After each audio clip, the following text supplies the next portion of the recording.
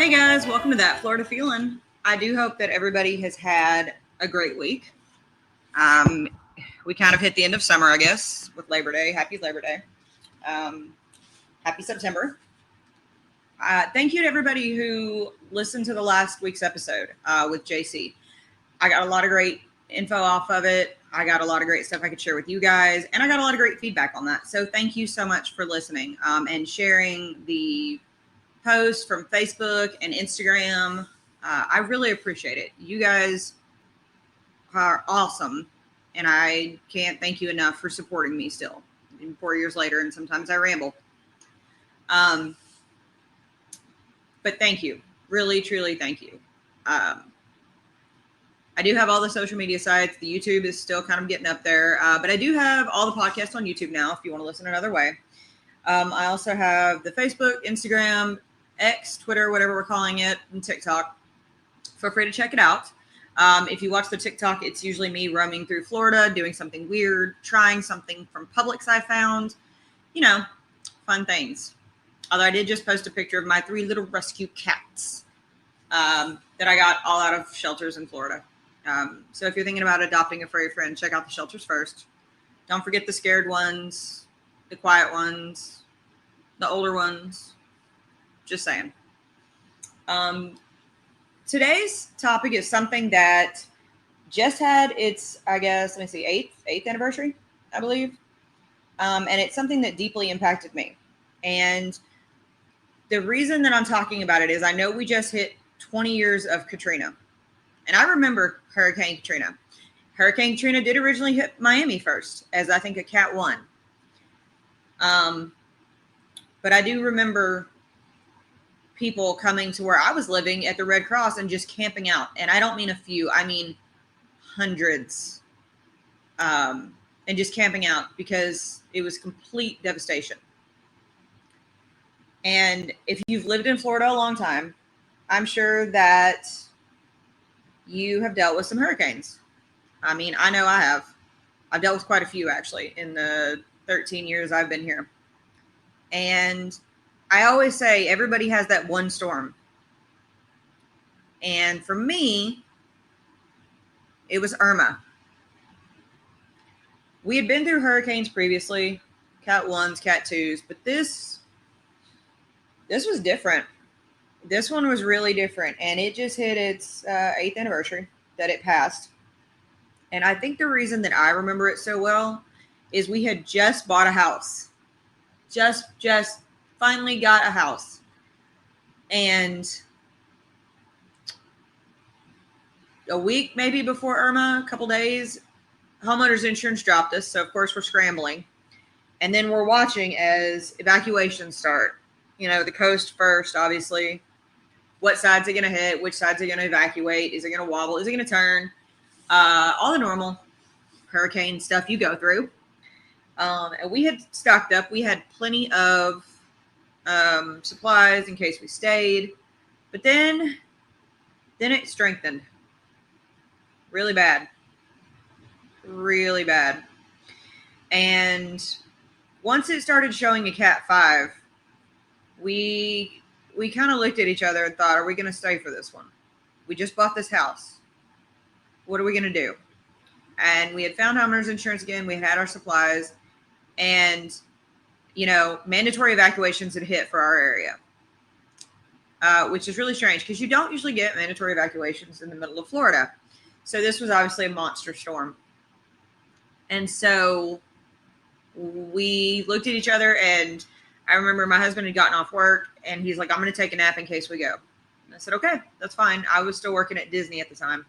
I didn't have to work. Those were my 2 days off. And I woke him up, I think at 7, and I said, we're leaving. He goes, it's dark. I said, I don't care. I'm not sitting through this. I've seen enough on the news to know that we need to go.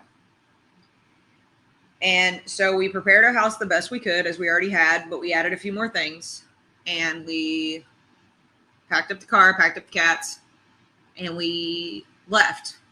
And, traffic was awful.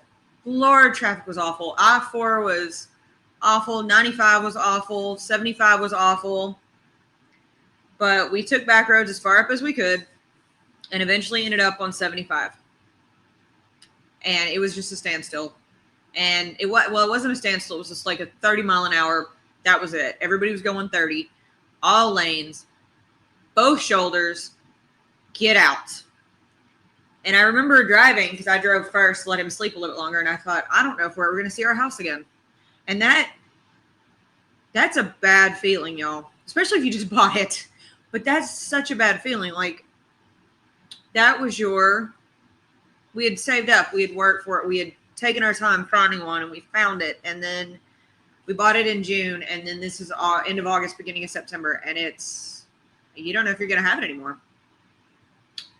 It's truly, truly a bad feeling. And of course, we had done what they said and videotaped, recorded on our phones, everything in the house, showing all our possessions in case something happens. But we just had to have faith in God on that one. And so we left. And if you've not been in Florida for a long time, you may not really know about Irma. So let me tell you about Irma. And then I'll tell you the rest of my story. So Irma was a tropical wave that came off the Cape Verde Islands on August 30th. And everything was just right for this thing to just intensify. And it basically went to a Cat 3 in one day. No more than 24 hours. And it would fluctuate from a 2 to a 3 for a while. And then that's when the eye wall replaces itself. But on September 4th, it became a Cat 5. Just, there it is. There's your Cat 5 out in the Atlantic. And on September 6th, they were recording sustained winds of 180 miles an hour. And that meant that Irma was the second most intense tropical cyclone worldwide in 2017 as far as barometric pressure, and the strongest in 2017 for wind speed at that time. It would go from a 4 to a 5, and it hit Cuba. And it devastated Cuba. And then Irma weakened briefly to a 2, but then it re-intensified to a 4. And it came straight through the Straits of Florida with that warm water. And it made landfall on Cudjoe Key, which is in Monroe County, Florida, South Florida, near Venice, on September 10th. And it was bad.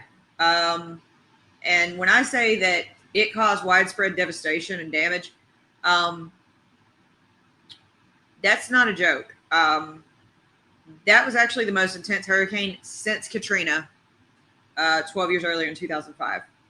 And it was the first major hurricane to make landfall in Florida since Wilma, and the first Cat 4 to strike the state since Charlie in 2004. So you're talking, this is a monster storm. And it really was. Irma was big. It wasn't necessarily that it was, but it was strong, but it was big. I remember watching coverage from where we'd gone back to Tennessee with family, because every time we would try to stop, we don't have any rooms. We don't have any rooms. You don't want to stay here. We can't do it. You can't have animals.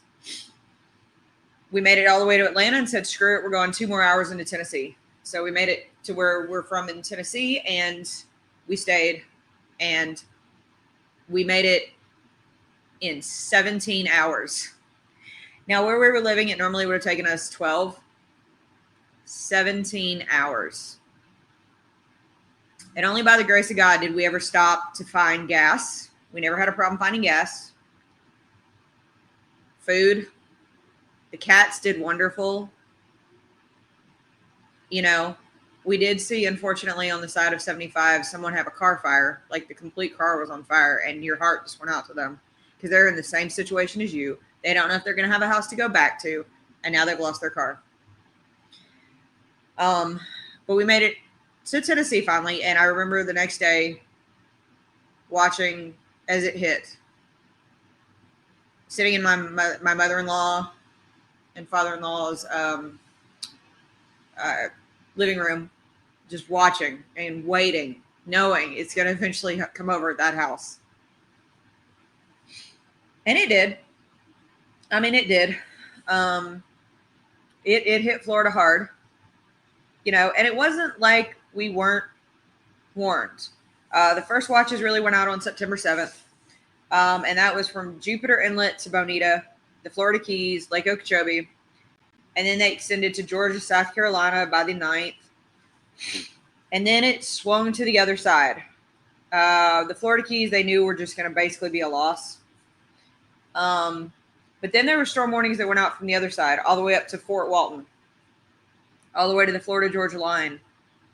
And, I mean, it was bad. Rick Scott declared an entire state of emergency. He put the National Guard out. Sandbags, we got sandbags. That's the first time I ever had to fill a sandbag. Not the last time, but the first time, and it was very somber. Nobody was really talking. Everybody was helping each other, but it was bad. They suspended the toll roads. State offices started closing on the 8th. Schools were closed. People were putting up their hurricane shutters, buying wood. We actually only got plywood because my uncle worked at a lumber yard. And he was telling me, he goes, I've lived in Florida for 40 years. This is a bad one. So when the old timers are telling you something's not right, something's not right. He didn't evacuate, though. He stayed in Wauchula. He made it. But he even said, if you're going to go, you need to go. It's not good. 700 shelters were opened. I know there was at least 12 in our area. 60 special needs shelters, which was great. I will say when hurricanes come to Florida, Florida's ready for the most part. Airports closed. Disney World closed. I was working at it. Now, my problem was that Disney World didn't close until 9 p.m. on September 9th. And that was kind of shitty of them. I'm not going to lie to you. It was shitty because Irma hit on the 10th. You didn't close till 9 o'clock the night before it's going to close, letting none of your people evacuate? Okay. Thanks, Disney. I didn't care. I was willing to lose my job. I did not care. Of course, Universal, SeaWorld, the Space Center over on the other coast, they closed. Everything closed. And 6.5 million Floridians were told to evacuate. Of course, a lot of those were the ones like Brevard, Broward, Collier, Duval, and Jacksonville. Let that sink in. All of the Keys, Monroe County, and then they were given notices where we were. Low-lying, mobile homes, you need to go. We were in a low-lying area. And I mean, it made it all the way into the middle of the state. So you're talking, this is Polk County, Okeechobee, Hillsborough, Highlands, Hardy. Some that you don't see usually get an evacuation order. And 6.5 million Floridians evacuated, making it the largest evacuation in U.S. history. Of course, like I said, the traffic was just a nightmare. And we didn't leave until we left very late on the 8th. That's when our evacuations came out. And it was like, all right, this is kind of getting serious. And like I said, the left shoulder was open. I was driving in it. And the shoulder plan was actually used for the first time. It was introduced at the beginning of that hurricane season. And let me tell you, it was put into full effect that time. And it was really to help keep both sides of the traffic flowing. And they did that really instead of opening both sides of traffic to the same way as to not completely mess up traffic. Which, whatever. You had to go. You had to go. Of course, everything was canceled, like all the baseball games, all the football games. I mean, and nobody cared. Everybody just wanted to go. Everybody just needed to go. It was that bad because the storm had already hit the Caribbean and it had already killed numerous people in the Caribbean. It had already killed 134. There was 134 fatalities total, but it had already killed well over 20 to 30 in the Caribbean and done tons of damage. When the eyewall passed over Barbuda? I don't really know how you say that one. Sorry. It was 160 miles an hour at the intensity of it. And of course, when it moved out, it got back into the straits and it strengthened again.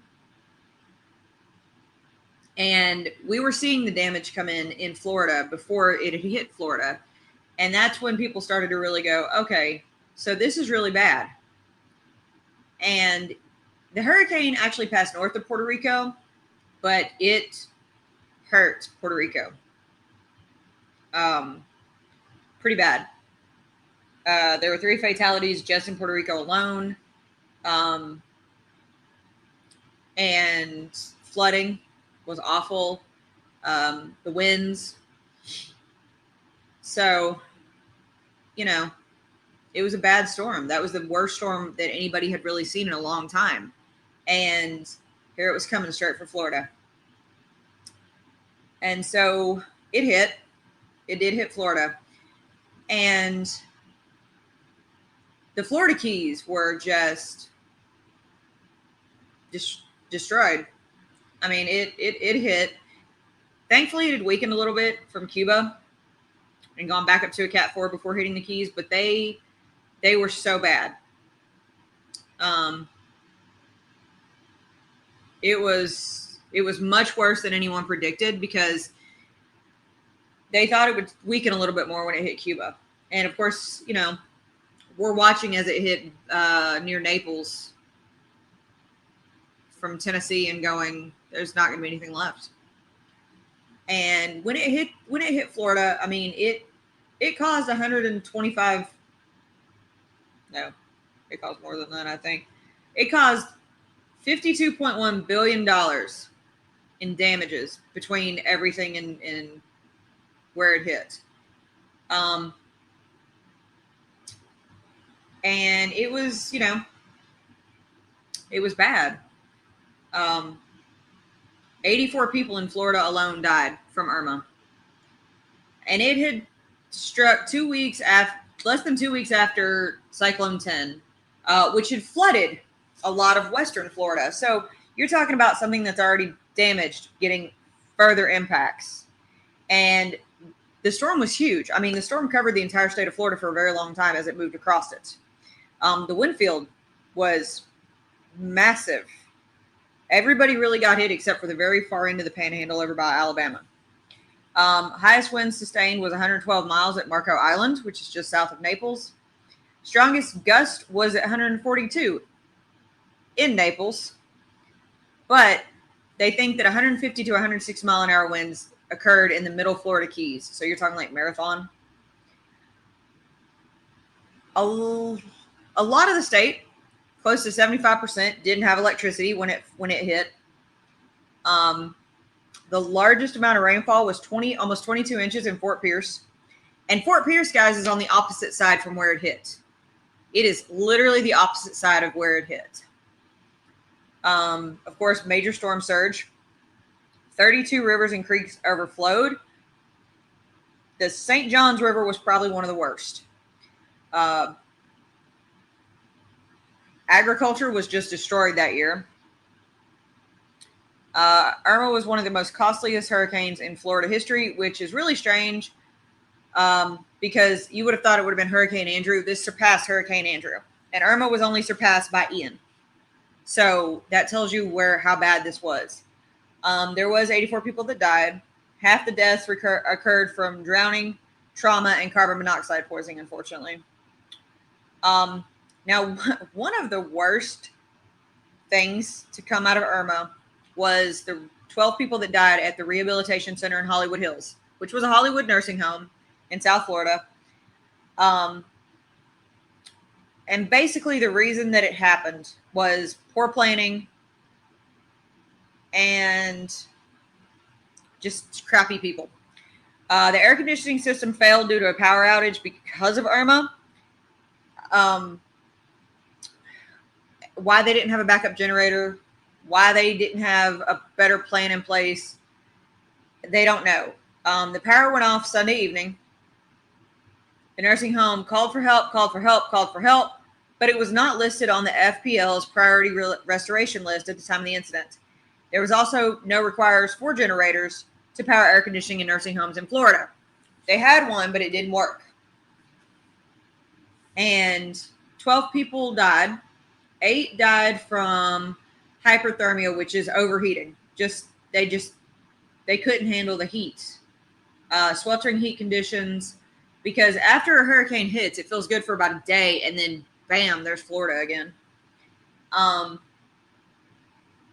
will say that when this happened, the FDLE did right. They opened a criminal investigation, and they actually ruled the 12 deaths a homicide, because they did not follow the national guidelines for determination of they just didn't prepare correctly, basically was what it was. And of course, the people who worked there, not everybody was bad. Some did try, but they could only do so much. But because of this, Governor Scott, Rick Scott was the governor at the time. He implemented emergency rules requiring assisted living and nursing homes to have generators to operate air conditioning for up to 4 days in the event of a power outage, which I think is great. I think it's great because that prevented anybody else. It's just sad that this one happened.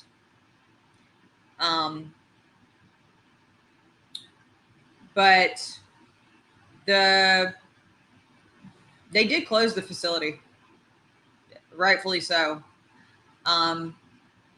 And due to these deaths, that's why Rick Scott had to sign the executive order mandating the nursing homes to have power. And I remember hearing about this, and it was just awful. It was awful. But 12 bills were related to nursing homes and generators in the 2018 Florida legislative session. So while this was absolutely preventable, some good did come out of it. So, it was just a hard time. They did file criminal charges against a charge nurse, a floor nurse, a practical nurse, and then the administrator of the facility. Criminal charges were actually dropped against 3 of the nurses 3 years later, because the defense said that there was issues with the case when Hollywood police brought forth the charges. Attorney for the remaining employee, which was the administrator, felt that it was malicious prosecution, including rigged homicide determinations that were politically motivated.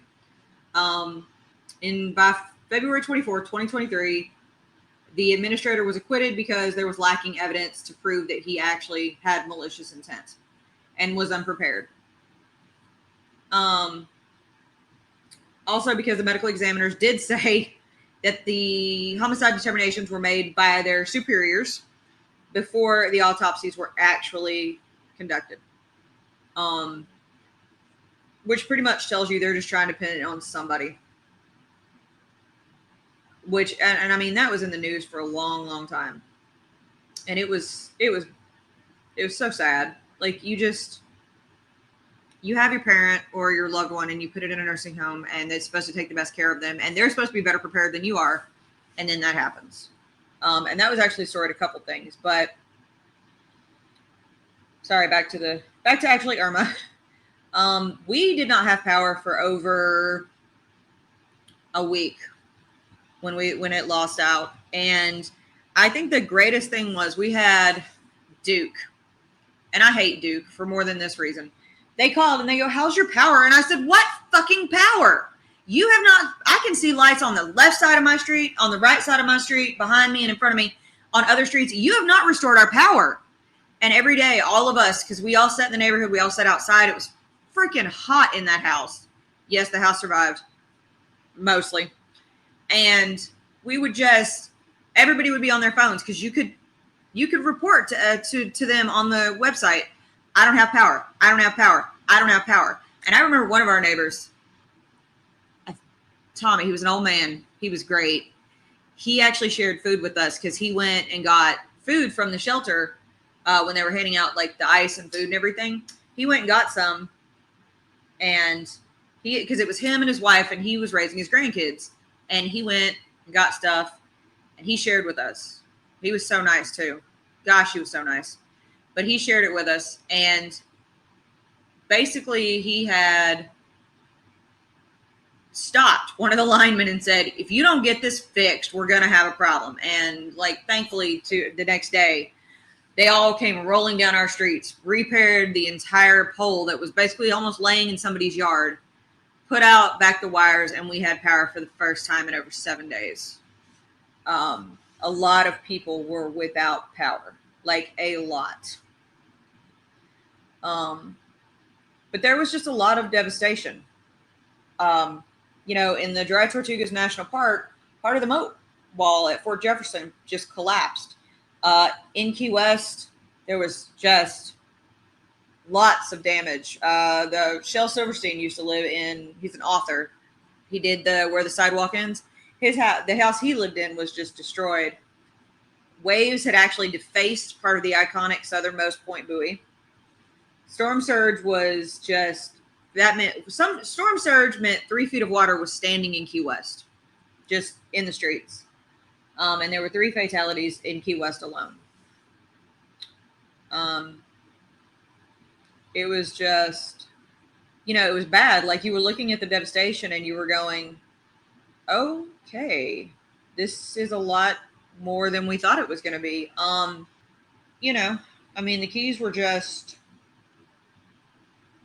The Keys were awful. I don't even know. It was bad. Like, and what's worse is there are people who are still recovering from Irma. Yes, I said that. Still recovering from Irma almost 8 years later. And there were quite a few fatalities in the U.S. just from this. And you could still see the debris piled up on the overseas highway for quite a while. And it was sad. The Everglades National Park actually experienced a lot of damage. Trees were down, high water was reported throughout the park. The Flamingo area, which I talked about in an episode a couple weeks ago, which is the southernmost headquarters of the National, was just destroyed. That's why they had to rebuild the buildings and the marina there, because it was destroyed by Irma. It was gone. And remember, Irma hit on the west coast of Florida. Miami-Dade actually got quite a bit of damage. They got wind peaks up to 100 miles an hour. A lot of cell phone towers were inoperable, which we experienced that. We didn't have good signal for almost 2 months after Hurricane Irma. High tides really inundated Biscayne Bay and then downtown Miami. Homestead got kind of destroyed with the flooding. They even had a tornado near the Homestead Miami Speedway. Zoo Miami got some impact. They had down fences, fallen trees. And unfortunately, a lot of the birds perished due to stress, which is something a lot of people don't think about, but that was one of the things that did happen, unfortunately. The Fairchild Tropical Botanical Garden in Coral Gables experienced a lot of damage as rare trees were uprooted or damaged. Some were not saved. Biscayne National Park, a water main actually got a leak, and basically the headquarters and docks had to be closed for quite a while. Boats were just tossed around. Trees were tossed around. It was pretty bad. The Biscay Museum and Gardens, the whole basement flooded. Brickell Avenue was underwater. As you went up the side of that part of the state, Broward County was bad. That's where the rehabilitation center was. It's in Broward County. Um, it was it was bad. Boca Raton got some damage. I mean, because you're talking the winds were still hitting almost 100 miles an hour through the entire state of Florida. If you go towards Okeechobee, though, Okeechobee had a lot of damage. It was a lot of standing water, a lot of flooding. About 500 homes were completely damaged. 42 were destroyed. The orange groves were just gone in Hendry County. And Hendry County is really known for where most of the citrus crop is in Florida, and it got just destroyed. I remember seeing videos of that. Back on the other side in Lee County, back right above Naples, Fort Myers was horrible. Estero was flooded. Sanibel and Captiva actually had trees and power lines down, but not actually any structural damage. The Edison Ford Winter Estates, they had a huge banyan tree fall and crush part of the fence. Again, a lot of flooding. I mean, this storm was known for damage and flooding far inland, farther than where, like, way out from where it actually hit. Now, Collier County is where you got Marco Island, and that's where the major wind gust of 142 miles an hour was actually sustained. 94% of that county was without power, and almost 3/4 of the cell phone towers, which there are 212, were basically gone. There was major damage in the area, especially through Naples, which we went to Naples a year later. And if you go to Naples, there's a place called Tin City. Tin City still didn't have part of a roof.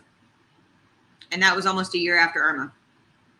Because that's what people don't realize. It's like, first you have to get the debris out. Then you have to clean it. You got to clean everything. If water touched your walls, you got to rip them out, basically. Because Florida is so easy for mold because of the humidity and the heat. And so it's not like an overnight project. I mean, I still have friends who live in South Florida who experienced Ian. And they are still recovering. And that was 3 years ago. It's not like it's an overnight fix.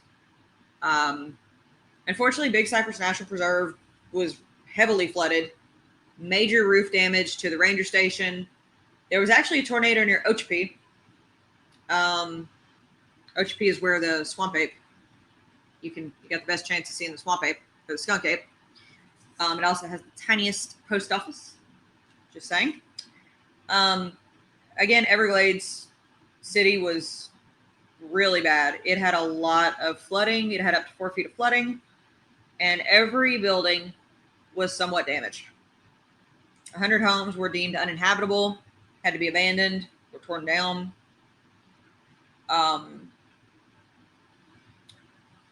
Goodland, which is also in Collier County, was basically flooded with 6 feet of water. So it was Irma hit, and she hit hard. But it still hit Central Florida because once Irma went, it just kept going. Wind gust in St. Lucie County, which is on the other side again, hit 100 miles an hour. Lots of wind damage, lots of flooding, especially near Fort Pierce, which had almost 22 inches of rain.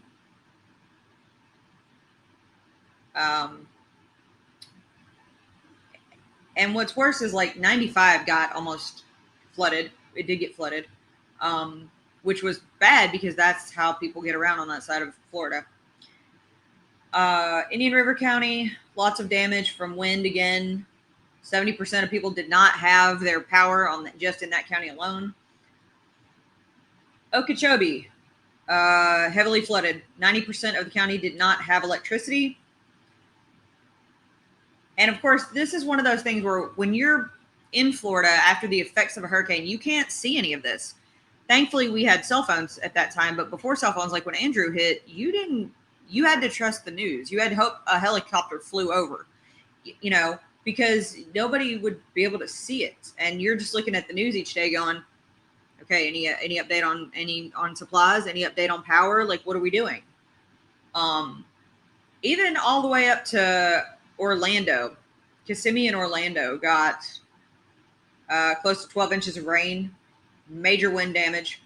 The highest ground level wind gust was 79 miles an hour, and that was at Orlando International. And Disney's Contemporary Resort had a anemometer, which is 160 feet above ground. It recorded a 91 mile an hour wind gust. 60% was without electricity. Disney actually had some damage. Trees were down throughout the property. Epcot got flooded. Animal Kingdom got a lot of tree damage because I remember having to go help pick it up. It was pretty damaged. Siding blew off part of the beach club. Roofs were messed up at the Polynesian. Part of the roof came off at the Grand Floridian. The ramp to I-4 for Disney Springs was closed for flooding for days. Universal got a lot of their fences and trees knocked down, but no major damage. The Orange County Courthouse, though, did experience a lot of water damage. Flooded 4 courtrooms. So, and it was like, you would think like in the past when a hurricane hits, it dissipates very quickly over land. This one took quite a bit of time to just slow down because it damaged all the way up through Daytona, and Daytona was still having wind gusts at 78 miles an hour. They got 12 inches of rain. One tornado happened in Ormond after a water spout moved on shore and continued through the little part of the town. It did damage trees and roofs. A water slide was destroyed at one of the Daytona beaches, as well as took out part of the roof on a hotel. And you guys, Daytona is only 2 hours away from Jacksonville, so I'm pretty far up north into the state at this point. So you've got to understand that. Lots of mobile homes were destroyed all across the state, unfortunately. Brevard County, near Merritt Island and Port Canaveral, 8 tornadoes in Brevard County alone, all caused damage. The highest one was an EF2 near Mims, which is kind of towards Titusville. Homes were destroyed because if you're in a hurricane, there's quadrants. The right upper quadrant is the worst part to be in. That's where you get a lot of the tornadoes. That's where you get a lot of the wind due to the rotation of the actual storm. You know, and so I remember Arcadia was basically closed back in DeSoto County, back down south a little bit, because the Peace River flooded, and it just flooded Arcadia. Because you couldn't even get to it. Same for Hardy County. 79 mile an hour winds in Wauchula, which from Uncle stayed. He didn't have power for 3 weeks. A tornado was also out in Wauchula. And the Peace River, when it crested, it was at almost 24 feet in Zolfo Springs, which I know exactly where that is. And I remember my uncle saying on the property that the water didn't go down for almost a month. And when it did, there was just dead fish, alligators, snakes, things you don't normally want to encounter anyways. And now they've just all been in this field where it used to be cows. Although I will say the pond on the where that was, there was a pond, like, oh God, it was a good half mile from the Peace River. But of course it flooded through the pond. But when the waters receded and we finally went fishing again, there was a lot better fish in that pond. Polk County got 86 mile an hour winds, right where we lived. The eye wall actually passed directly over our house. That house that we had fought so hard to buy, found homeowners insurance again as the storm is hitting. And, I mean, it was bad. The town I lived in had over 41 trees down, 43 power lines down. There was almost a $500,000 in the little town I lived in just damage alone. That included the street that I lived on with houses damaged. Roofs were partially gone. I remember driving in and seeing this church that we had thought about going to, and the steeple's in front of the door, not on the top, still just in front of the door. We didn't, like I said, we didn't have power for quite a long time. Roads were just completely blocked by the trees, especially through Lakeland. Flooding, there was actually flooding right around our house. Our house thankfully didn't flood. It was built up a little bit higher. But there was flooding all around our town and through Lakeland. It didn't stay long, thankfully, but we, we made it. Got some upgrades to the house thanks to Irma, but we made it. Pinellas County was just it was completely, it had 96 mile an hour winds on Clearwater Beach. 63% of the county did not have power. I remember the Starbucks I used to work at, I had just left. They opened 4 days later, but did not get back to full capacity for over a week and a half. 30 homes were damaged in Clearwater. And then, it got even all the way up to Gainesville where it flooded. I remember parts of Jacksonville flooded. A tornado hit, an EF2 tornado actually hit in Crescent Beach, which is just south of St. Augustine, and it caused major damage. Durbin Creek at Racetrack Road in St. Augustine was completely underwater. The Tullamado River, which is near St. Augustine, crested at over 6 feet. 3 tornadoes touched down in St. Johns County. There was one near the Matanzas River, just north of the Castillo de San Marco, which is the fort in St. Augustine. It actually did uproot and break several of the trees in the Huguenot Cemetery, which was a super sad loss. A waterspout moved on at Volano. And then the EF2 hit in Crescent Beach, which basically just destroyed part of this condo complex. Clay County, Black Creek completely flooded. Lots of high waters in Orange Park. Lots of structural damage. The Buckman Bridge showed over 3 feet higher than it should have been in the St. Johns. And then Jacksonville flooded. I'm not even kidding. Jacksonville actually flooded. I remember seeing the video of it, just the waves coming through Jack's Beach and just coming on shore. And the wind, because Jacksonville was still getting 87 mile an hour wind gust. Now, mind you, this hit in Naples, like catty corner, diagonal, all the way down at the far end of the state. And you're talking at the opposite end of the state on the other side. It flooded. Jack's Beach had huge tide waves, like 10 to 15 feet. Just basically took out the sand dunes. Lots of flooding through Jacksonville, especially in Ortega, which is a neighborhood near where I've lived.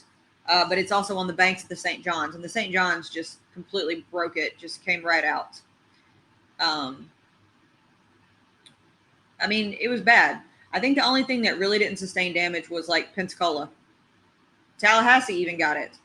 Tallahassee had 55 mile an hour winds straight for 8 hours, which took down a lot of trees, which had people lose electricity. But I tell you all this to tell you that this was a monster storm. And this was my hurricane. I know it's been 8 years. It doesn't feel like it. We also lived through Ian, so I can't say anything there yet. But, it was awful. It was absolutely awful. The entire state of Florida was hurting at that point. You couldn't do anything. That you couldn't get anywhere. There was no food. We barely found ice. Funny enough, one of my best memories from that hurricane is when we were back, there was no power. We were sitting out, kind of outside by our front door. And basically, once the sun went down, you locked the doors, you barricaded them, and you had your gun. I'm not going to lie, because this was when nobody still had power. Somehow, Hungry Howie's had power.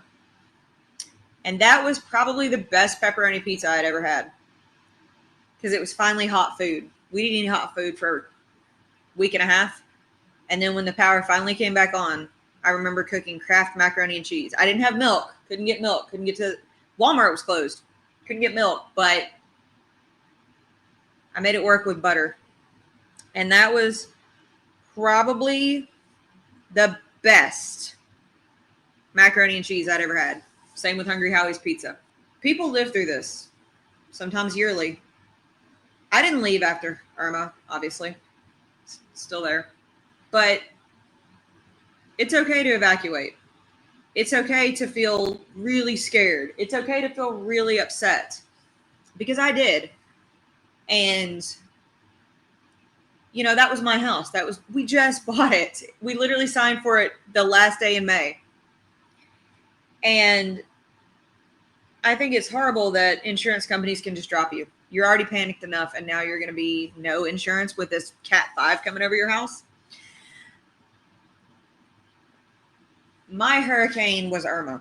It was a wake-up call. I realized that things were just things, and I'd rather have the people in my life and my cats.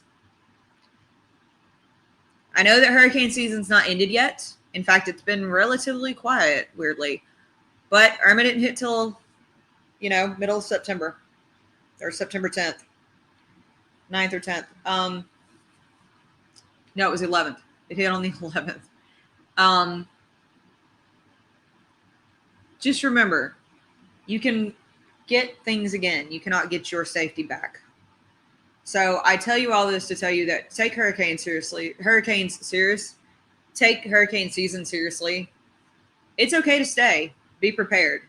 It's okay to leave. If your direct path. But everybody has that one hurricane.